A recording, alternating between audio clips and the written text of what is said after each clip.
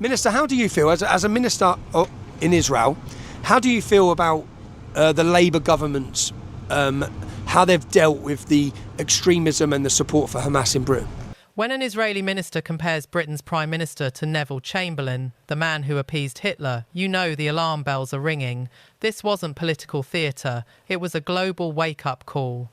In one explosive moment, Israel accused Keir Starmer of surrendering Britain's backbone, of bowing to fear, to Islamists, to votes. Even Israel is saying it now. Britain isn't leading, it's appeasing. What started as an interview turned into a warning that should shake every corner of Westminster.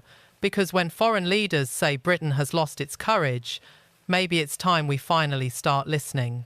The weakest government since Chamberlain, and maybe even worse, despite the fact that Chamberlain's delusional vision of the reality, peace in our time. Maybe Chamberlain is worse than Keir Starmer, but it is the same mechanism of thinking that you can appease the monster and maybe buy some time and buy some quiet.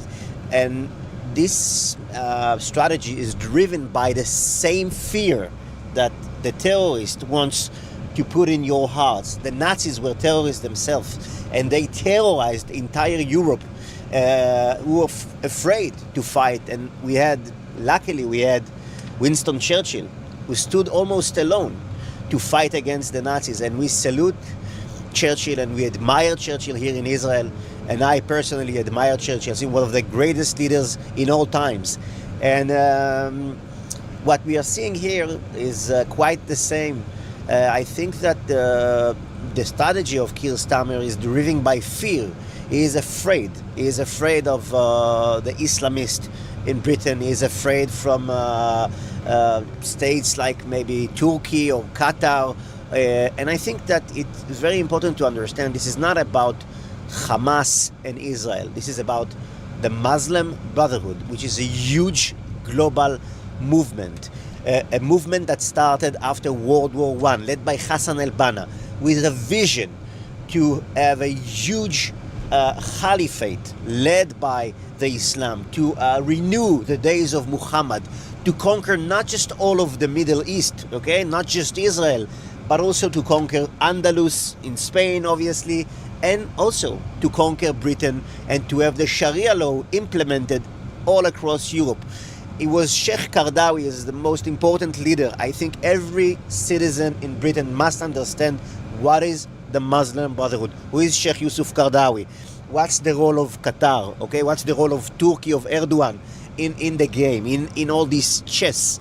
Because this is a global war against a super radical and super sophisticated ideology that its end goal is to make sure Islam is dominant and people are submitted to Sharia law, losing their liberties, losing their way of life. This is a very, very big fight against political Islam, radical Islam, and I think that unfortunately people, they don't read, they don't know who is Hassan al-Banna, they don't know who is Said Qutb, they don't know who is Sheikh Yusuf al-Qaradawi. I'm not sure that even Keir Starmer knows who these people are and what is the ideology. And Hamas is part of this movement. It's not a local movement. Hamas is a part of a global movement. Same movement of Ahmad Ashara, ISIS, Al-Qaeda, Qatar, Erdogan's party, etc. Well, the Muslim Brotherhood are prescribed in many Arab nations. They're prescribed as a terrorist group. Yeah? In the UAE? In the UAE, they're a terrorist organisation. Yeah. The Muslim Brotherhood don't hide their goals for a world caliphate. They're quite open about their intentions for America, for Britain. Yeah.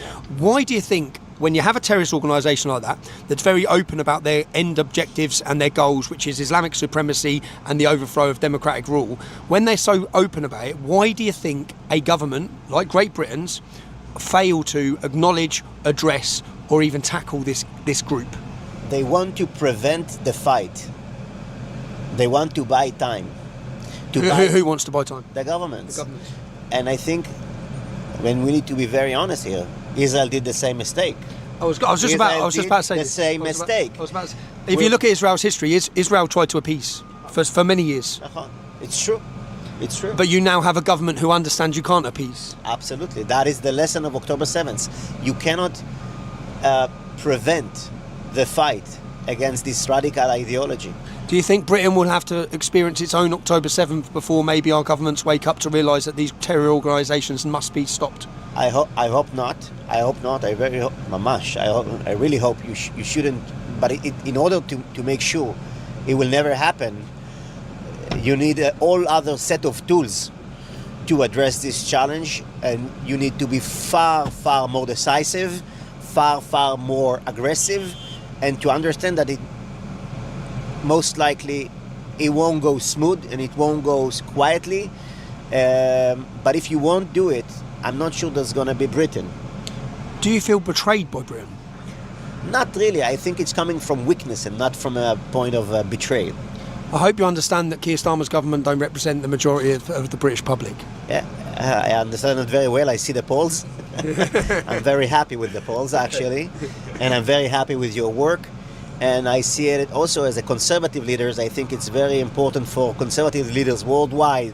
If it's Vox in Spain, if it's Bardella in France, if it's Reform UK or ground movement of streets with millions of people out there who supports your leadership. That is, I think, something which is super, super important to work together and because we are in the same battle. Thank you, bro. Thank you. When an Israeli minister compares Keir Starmer to Neville Chamberlain, it signals that Britain's foreign image and its moral backbone are under serious strain. The message was unmistakable. Starmer isn't leading, he's appeasing, and this time even Israel is saying it out loud. The interview that followed sent shockwaves through political circles, not because of what Tommy Robinson said, but because of what the Israeli minister confirmed.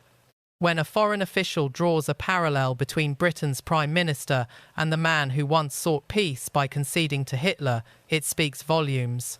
His warning was stark. Starmer is afraid of the Islamist networks within Britain, afraid of pressure from Turkey and Qatar, and most of all, afraid of telling the truth. Because, as he put it, this isn't simply about Hamas or Gaza. It's about the Muslim Brotherhood, a transnational movement that seeks to replace Western democracy with Sharia law. Here's the irony. While much of the Middle East has outlawed the Muslim Brotherhood as a terrorist organisation, Britain's Labour government treats them as legitimate partners. Let that sink in. Nations at the very heart of the Islamic world have banned this ideology, yet in Britain, the government bends the knee, fearful of losing votes. That's the very appeasement the Israeli minister warned about, the same delusion that plagued Europe in the 1930 seconds, the belief that you can buy peace by feeding the beast. But the beast never stops. It grows stronger with every act of weakness.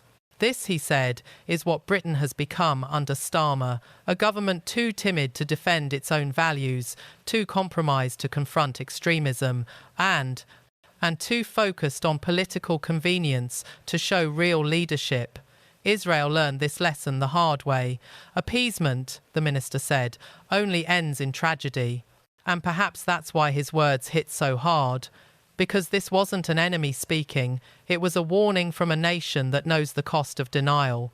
When he said, asterisk, I'm not sure there's going to be a Britain if this continues, asterisk, the silence in the room said everything. Tommy Robinson didn't have to drive the point home. Reality did that for him. For years, he's been ridiculed for saying that Britain is ignoring a growing threat within its borders. But now, even foreign ministers are echoing that concern. That's not conspiracy, that's confirmation. The truth is uncomfortable, but it's unavoidable. Appeasement isn't peace. It's surrender disguised as diplomacy. Starmer's politics of fear may win him votes today, but it's costing Britain its integrity. Leadership requires courage, and right now, courage is the one thing missing in Downing Street. The warning has been issued. The only question left is whether Britain will listen before history repeats itself.